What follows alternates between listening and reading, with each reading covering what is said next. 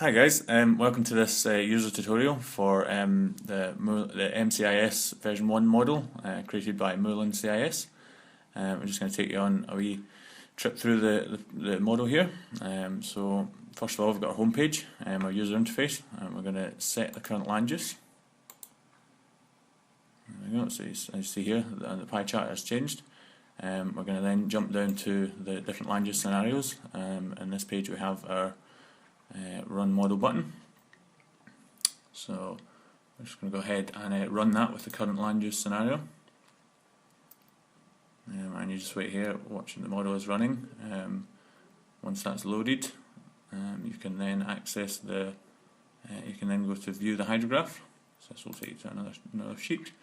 Over here in the dialog box, you can view the unit hydrograph just down here, which has been updated from our bucket model. There we go. So you can also display a graph of the available water in the bucket by clicking that button here. And you can see here the water that is in the available bucket. Scroll up here. So if you scroll back up, you can return to the home page.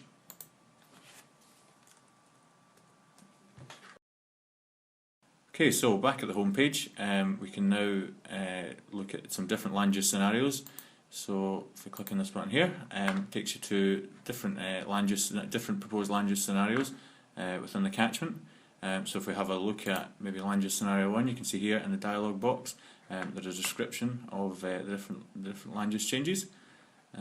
Scenario 2 as well, different proposed land use changes, and we have scenario 3 as well.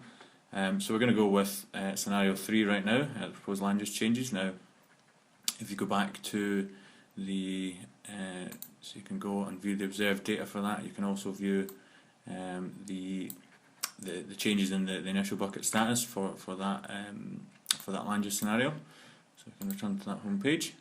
Now we're going to run the model again. So I click Run Model. Just wait until it does its thing.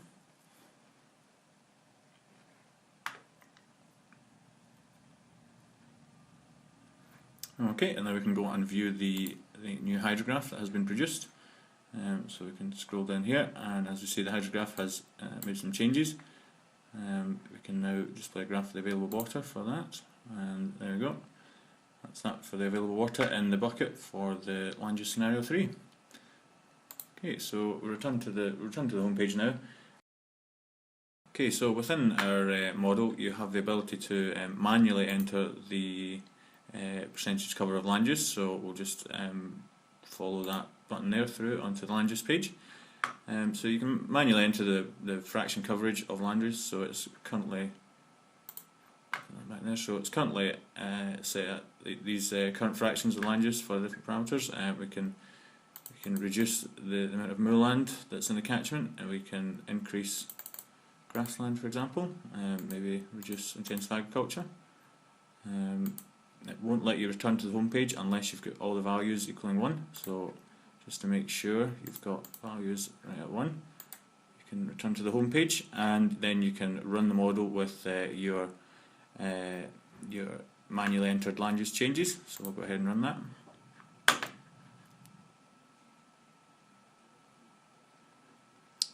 Okay, now the model has been run. We can go back to view our hydrograph.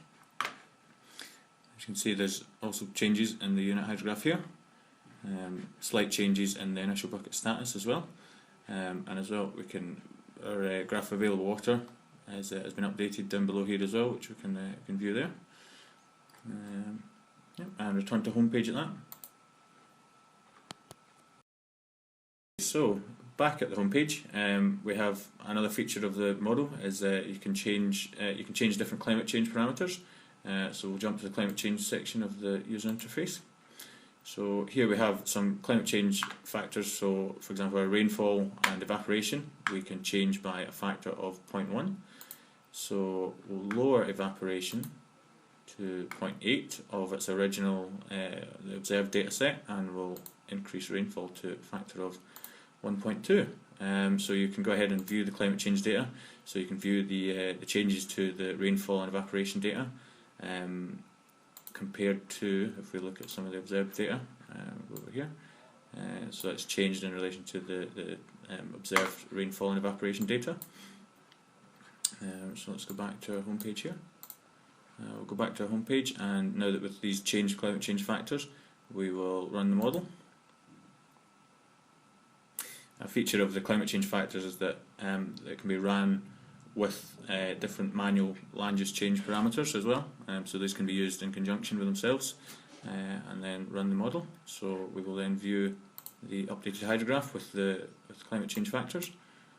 Again, you can see the hydrograph has changed in relation to the climate change factors.